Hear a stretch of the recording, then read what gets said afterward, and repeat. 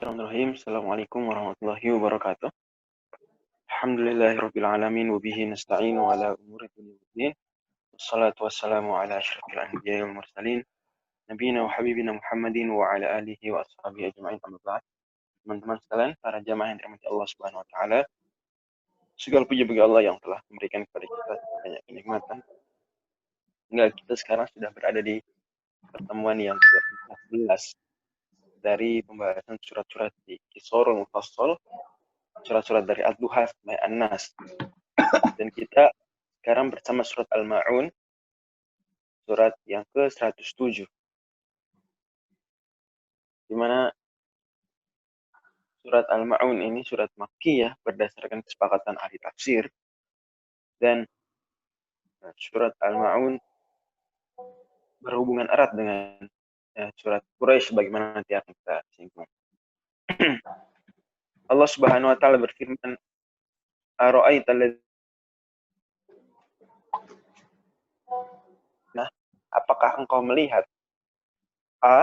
Hamzah artinya apakah? Ra'aita, engkau melihat. Apakah engkau melihat orang yang mendustakan agama? Tapi maknanya dimaknai bagaimana pendapatmu tentang orang yang mengetahui tentang orang yang mendustakan agama. Ya, ra'aita maknanya bagaimana pendapat. Juga maknanya tahukah engkau? Jadi ra'aita secara letterlek artinya adalah apa? Apakah engkau melihat? Tapi secara kalau dimaknai maka bagaimana pendapatmu atau tahukah kamu orang yang mendustakan agama?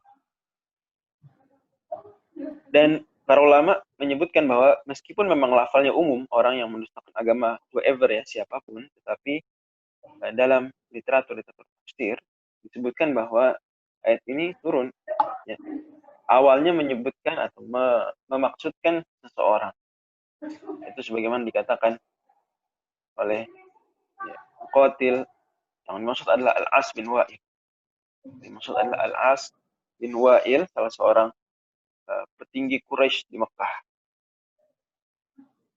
Menurut Ibnu Kaisan dan As-Suddi maksudnya adalah Al-Walid bin Mughirah. Dengan demikian maka Al-Walid bin Mughirah banyak banget di Al-Quran. Begitu juga Al-As bin Wa'il, cukup banyak. Dua tokoh ini memang dua tokoh yang begitu frontal memusuhi Islam.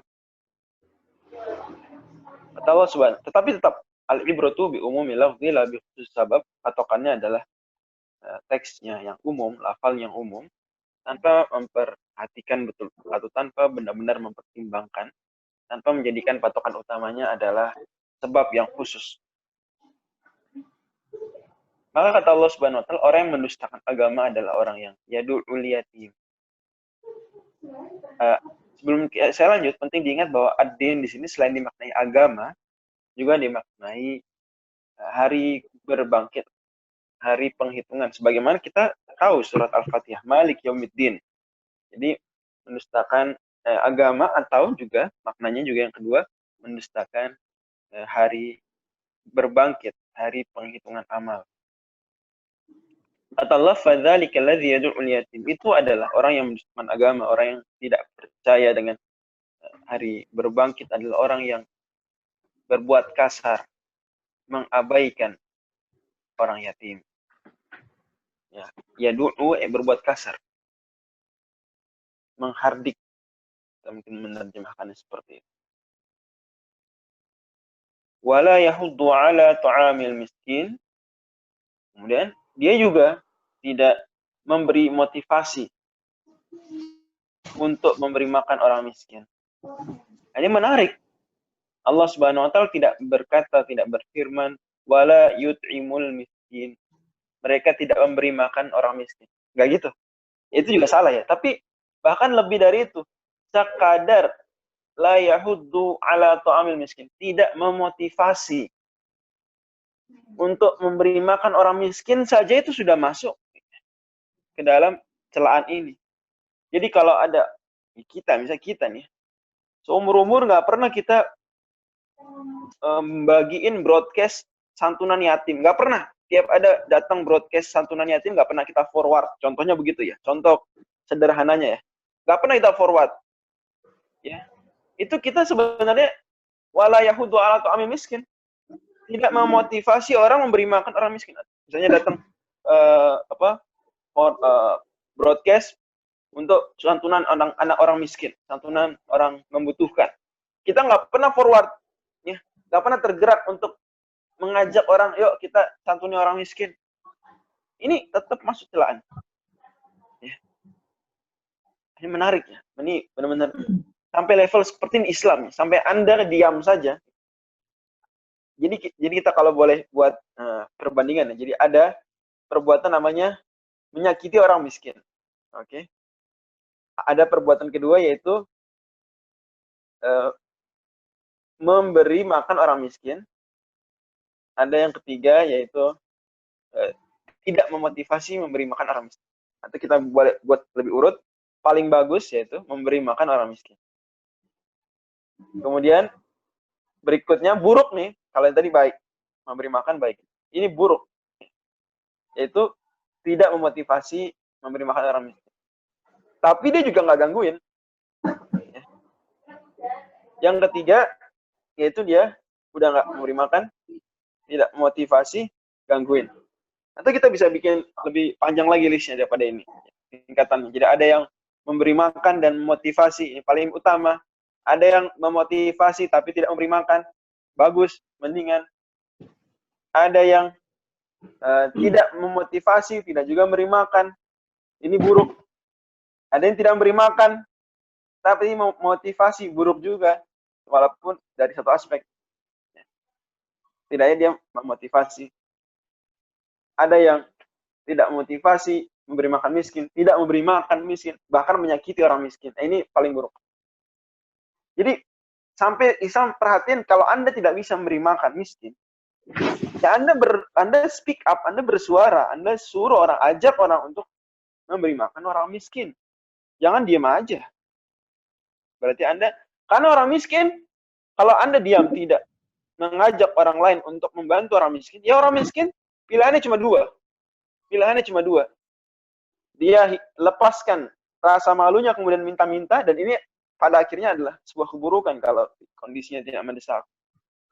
Dan yang ketiga, pilihan kedua, pilihan pertama dia melepaskan rasa malunya kemudian ya udah minta-minta, dan ini bisa sampai pada level ini dosa ketika dia tidak mendesak. Tapi tetap ketika mendesak dan tidak dosa, ini membuat dia kehilangan rasa malunya. Dia harus rela melakukan perbuatan yang mungkin dia tidak akan lakukan andai tidak mendesak. Kita semua tahu ya aibnya bagaimana. Atau dia sabar, tidak minta-minta, kemudian mati kelaparan. Cuma dua kemungkinan. Kalau kita tidak memberi makan. Di sini maka Allah Subhanahu wa Ta'ala ingin supaya orang miskin ini jangan sampai mereka minta-minta. Gimana caranya? Mereka biar nggak minta-minta. Ya sudah, kamu beri makan, kamu inisiatif tanpa mereka minta-minta. Kalau kamu nggak bisa inisiatif memberi makan, maka minimal kamu gerakkan orang yang bisa memberi makan untuk memberi mereka makan. Kamu nggak bisa berdonasi, gerakkan orang berdonasi supaya mereka bantu. Anda arahkan, kasih tahu, ini ada teman saya miskin di sini. Ini ada senior saya nih miskin di sini. Ini ada kerabat saya, kenalan saya, ini wilayah orang miskin nih di sini. Kasih tahu. Karena banyak orang miskin, mereka memilih untuk tidak minta-minta. Dan itu sangat mulia, terpuji. Ya tentu resikonya adalah nanti mati kelaparan misalnya, contoh. Dan juga di saat yang sama banyak juga orang yang mampu memberi donasi tetapi tidak tahu kemana saya memberi.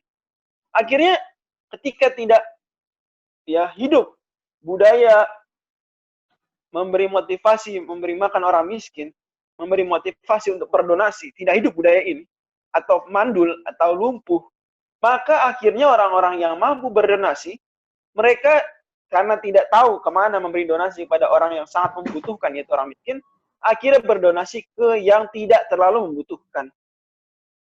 Yang tetap dia dapat pahala, tapi pahalanya belum tentu sebesar pahala memberi makan orang miskin. Ya, Anda bayangkan ya, di pertemuan lalu kita sudah sebutkan bahwa dua kebutuhan dasar manusia, yaitu makan minum dan keamanan. Orang miskin, oke lah, dia nggak butuh rumah, dia nggak berpakaian, nggak masalah. Ya, tapi dia butuh makan, nggak makan mati.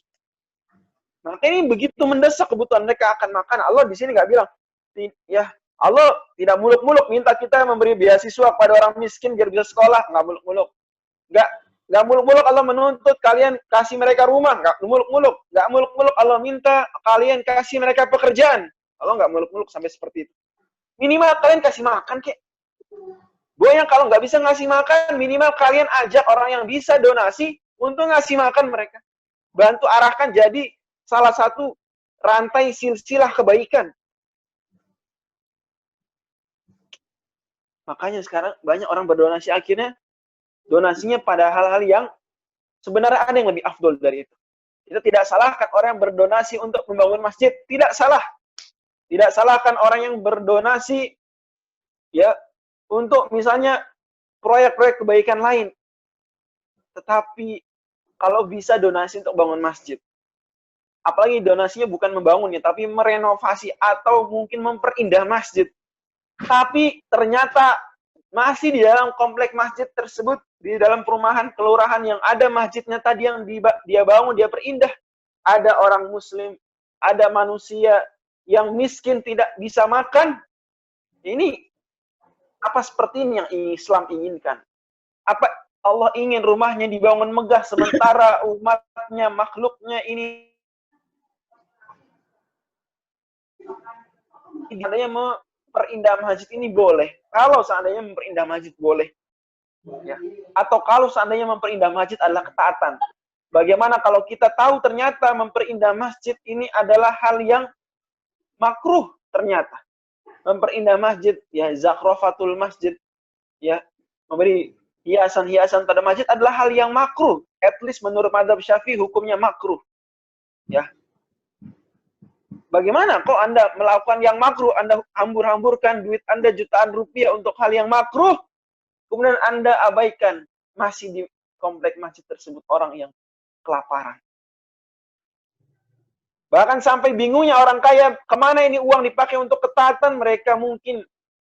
Sekali lagi ini bukan pencelaan, ya bukan. Tetapi bentuk kita untuk kemudian berpikir, dia kemudian habiskan puluhan juta rupiah untuk umroh Ramadan. Yang mungkin umroh Ramadannya setiap tahun. Ya, yang kita tahu berapa umroh Ramadan itu biayanya. Tidak kita pungkiri umroh Ramadan amalan utama. Ya. Seperti haji bersama Nabi, kahajjatin ma'i. Tapi apa setiap tahun? Tapi apakah itu umroh yang wajib? Mungkin Anda sudah umroh sebelumnya. Kalau kita ambil pendapat, oke lah, pendapat umroh itu wajib. Tapi kalau sudah pernah umroh, kan sudah tidak wajib lagi umroh berikut. Bagaimana kalau ternyata orang kaya bingung uangnya dikemanakan ini, kemudian dia pakai haji lagi, haji lagi, haji lagi. Oke, haji ketaatan yang luar biasa. Tapi bukankah haji yang wajib hanya haji pertama, sisanya sunnah? Kenapa Anda kemudian hambur-hamburkan, bukan hambur, yang mungkin gunakan, alokasikan. Mungkin lebih tepat gunakan, alokasikan, yang kita mungkin, ya, bagaimanapun itu ibadah, tidak dikatakan hambur-hamburkan. Bagaimanapun itu ibadah. Tapi dia mengalokasikan untuk hal yang sunnah, tapi mengabaikan orang miskin yang lebih membutuhkan. Nah, ini, apakah ini yang diinginkan Islam?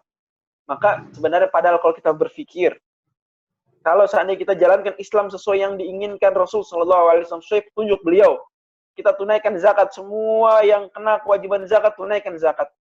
Semua orang yang mampu bersodako, berinfak, memberikan sodako dan infaknya di jalan-jalan yang dibutuhkan oleh umat, niscaya tidak ada kemiskinan. Betul, tidak akan ada orang yang kelaparan. Mungkin orang yang tidak kaya ada, tapi sampai dia kelaparan tidak akan ada. Sampai dia betul-betul miskin sekali tidak, atau fakir ya, level fakir mungkin tidak ada. Menarik lagi di sini Allah Subhanahu wa taala sebutkan memberi makan miskin. Dan kita semua tahu bahwa mayoritas ulama berpendapat miskin itu orang yang penghasilannya ya 50% sampai 99% dari kebutuhan. Miskin adalah orang yang penghasilannya 50% sampai 99% dari kebutuhan. Jadi kalau dia butuh sebulannya, contoh 2 juta rupiah, atau let's say 1 juta rupiah agar lebih sederhana. Tapi penghasilan dia 500 ribu, atau 999 ribu, let's say demikian.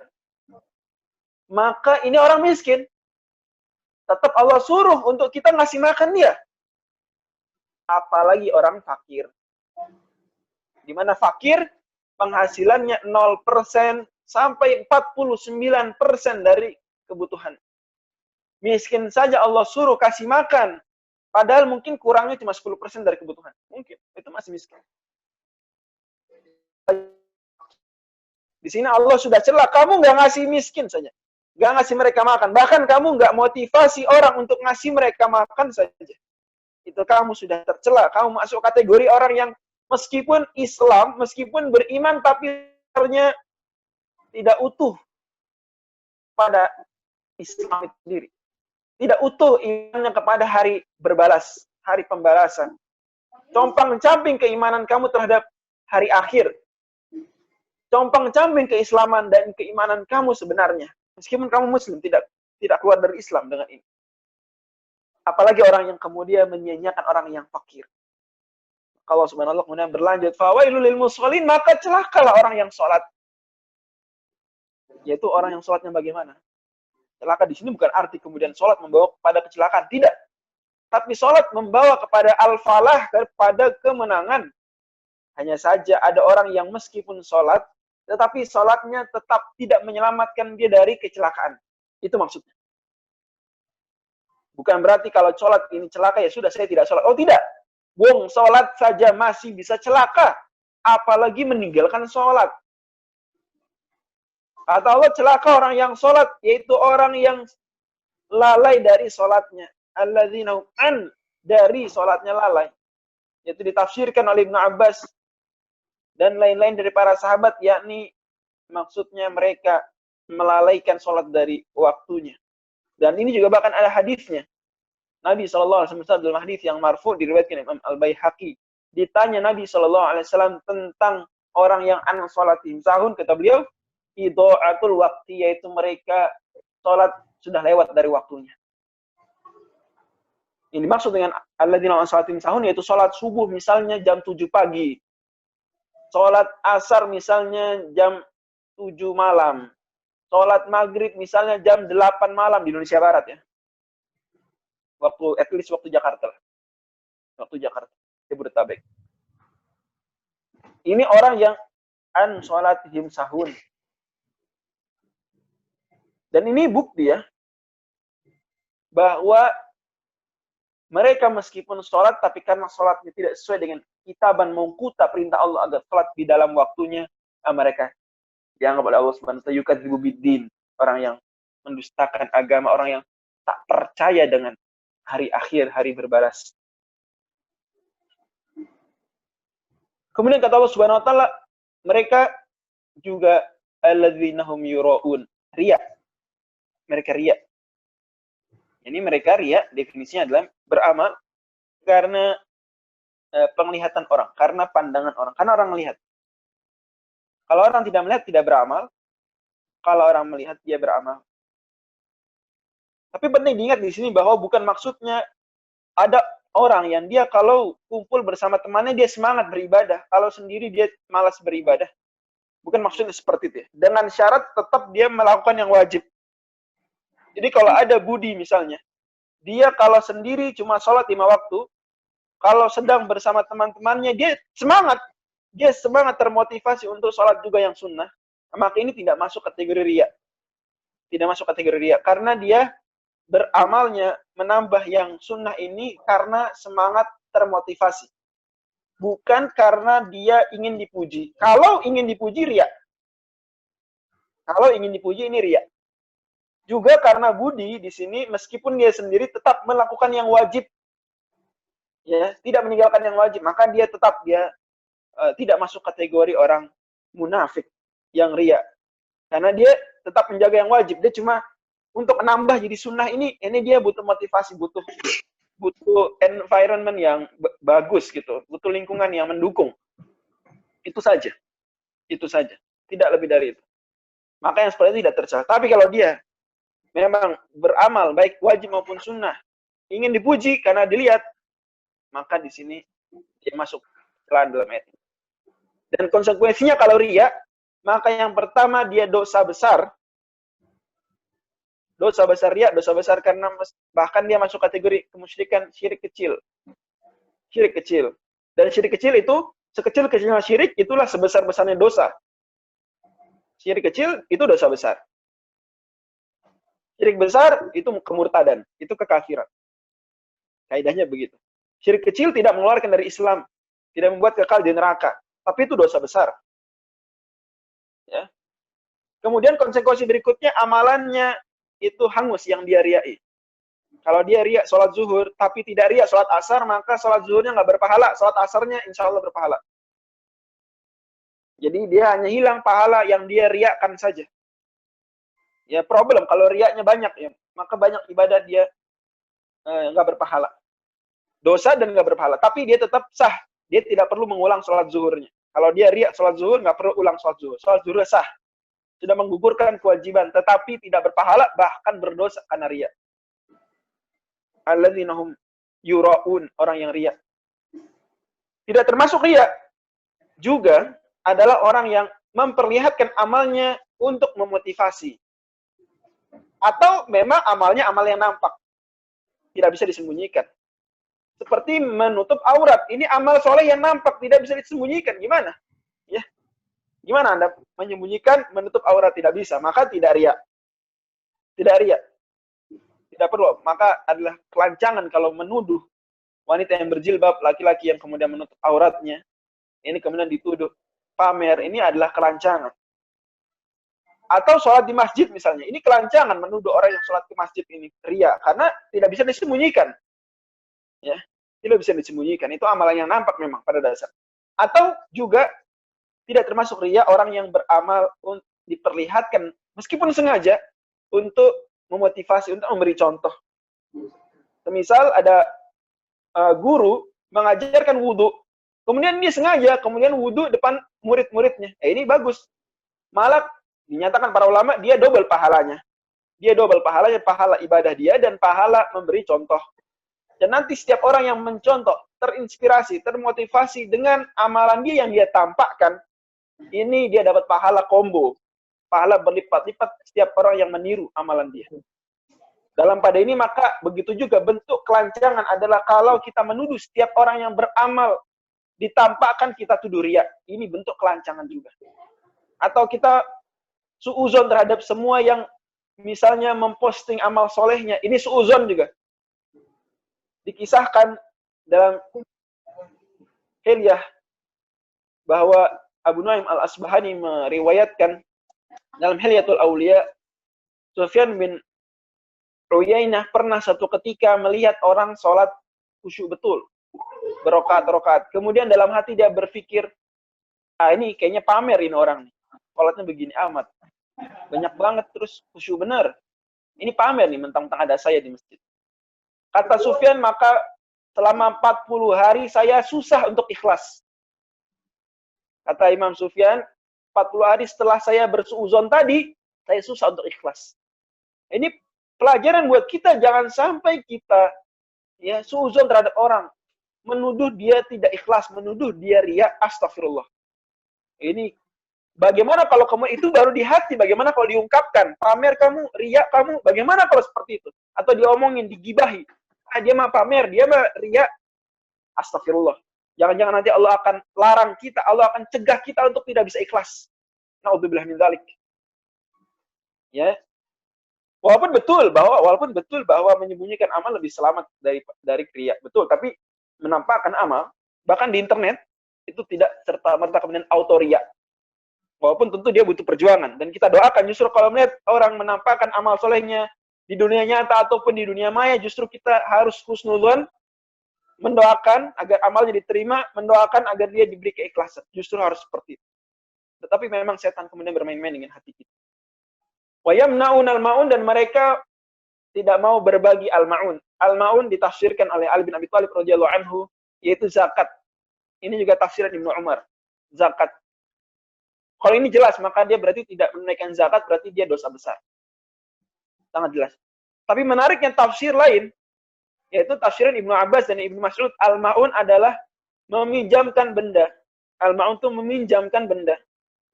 Jadi kalau ada teman pinjam dong, pinjam tangga, kita nggak mau, kita berarti wayam na'un al-ma'un. Ada teman, bro, pinjam motor, nggak, wa yamna'unal ma'un.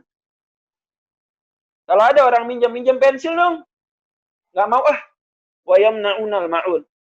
Nah, ini pendapat mayoritas sahabat dan tidak bertentangan. Artinya al-ma'un ya dia masuk zakat, bahkan masuk juga yang lebih ringan dari zakat, yaitu apa? Meminjamkan benda. Nah, ini dalam pada ini kita ya al-ma'un ini sebenarnya benda yang kecil, sederhana dipinjamkan. Kalau kita itu saja kita pelit tidak mau memberi, itu nampak sekali kita perangai kita ini seperti orang tak percaya hari akhirat. Nah, maka di sini Allah Subhanahu wa taala kemudian mengumpulkan karakter-karakter buruk tadi sebagai gambaran orang yang yukadzibu biddin, orang yang tak percaya agama. Karena kalau dia percaya agama, dia tak akan ganggulah orang yatim. Andai dia percaya betul agama, pasti dia akan motivasi orang untuk beri makan miskin. Andai dia betul percaya agama, tentu dia akan sia-siakan sholat akan tepat waktu. Tidak akan sampai keluar waktu. Sekali lagi tidak termasuk an sholatin sahun kalau sholatnya ditunda, apalagi karena kebutuhan. Itu tidak masuk an sholatin sahun. Walaupun ya kalau dia menundanya bukan karena kebutuhan, karena malas saja, tentu dia meninggalkan sesuatu yang utama. Ya, at some levels dia bisa jadi tercela, tapi bukan masuk ke dalam ayat ini. Tidak masuk ke dalam ayat ini. Ya, at some levels, selama dia misalnya sholat zuhur jam 2.30 misalnya contoh. Ini dia meskipun menundanya tanpa kebutuhan, dia tidak masuk ayat ini, tapi mungkin dia masuk ke dalam konteks lain. Sebenarnya dia tidak antusias mengerjakan sholat dan semisal, tapi dia tidak masuk an sholat itu. Juga di sini kata Allah, di antara bentuk kalau dia memang betul percaya Islam, dia takkan ria. Buat apa ria? Ya, orang yang melihat dia, memuji dia, ya mungkin like dia, tidak akan bisa memberikan pahala pada akhir. Kan ini berujung pada dosa. Kalau dia betul-betul percaya pada Islam, maka dia pasti akan berbagi, tidak akan pelit bagi diminta meminjamkan barang. Terjemahan dirahmati Allah Subhanahu wa taala, surat ini memiliki hubungan dengan surat sebelumnya, yaitu surat Quraisy dari beberapa sisi, di antaranya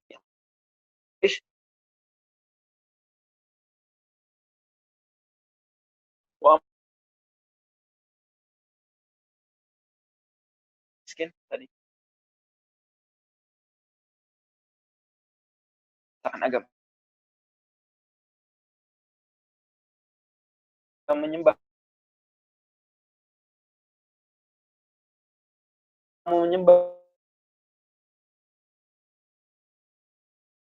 sholat berarti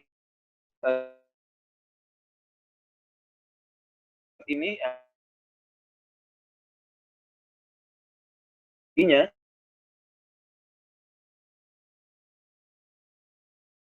Muslim melakukan hal-hal ini, dia melakukan hal yang tercela ini, dia tetap Muslim, tetapi imannya tidak sempurna. Imannya compang-camping. Jadi jangan Anda pikir, oh kalau gini dia kafir, tidak. Atau malah sebaliknya, ada menariknya. Dan ini jelas menyimpang. Ada yang bilang, oh kalau gitu berarti patokan Islam atau bukan itu bukan Islam, tetapi amal sosial. Kata orang ini, kalau ada non-Muslim beramal sosial, dia berarti percaya Islam.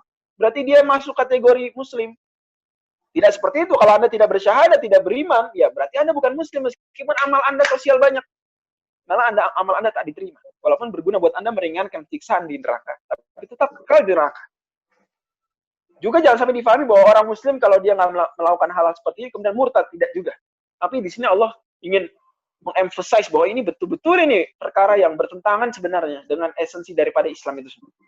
Daripada esensi daripada amal, daripada iman kepada hari akhir. Nah, itu pelajaran pertama. Jadi pelajaran pertama bahwa orang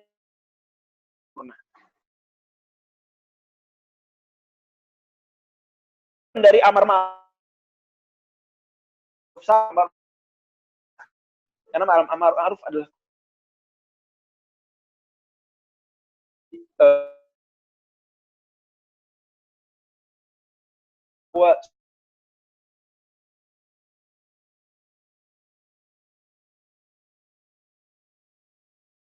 sengaja meninggalkan sholat dari waktunya, ini dia tidak diperintahkan untuk qadha dan udah dosa besar aja, dia cukup tobat.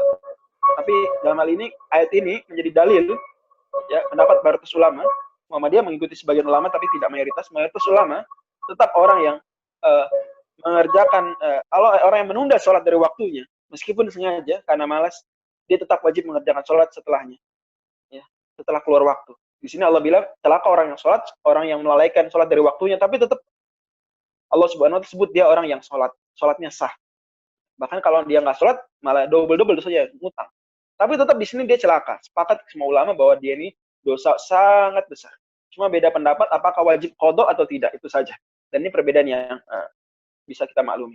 Kemudian pelajaran yang keempat adalah bahwa orang yang ria ini sebenarnya imannya sangat jeblok. Orang yang beriman sungguh-sungguh dia tidak akan ria karena dia tahu yang ngasih pahala itu Allah Subhanahu Wa Taala. Dan pelajaran kelima terakhir adalah bahwa Islam itu sangat perhatian terhadap amal sosial.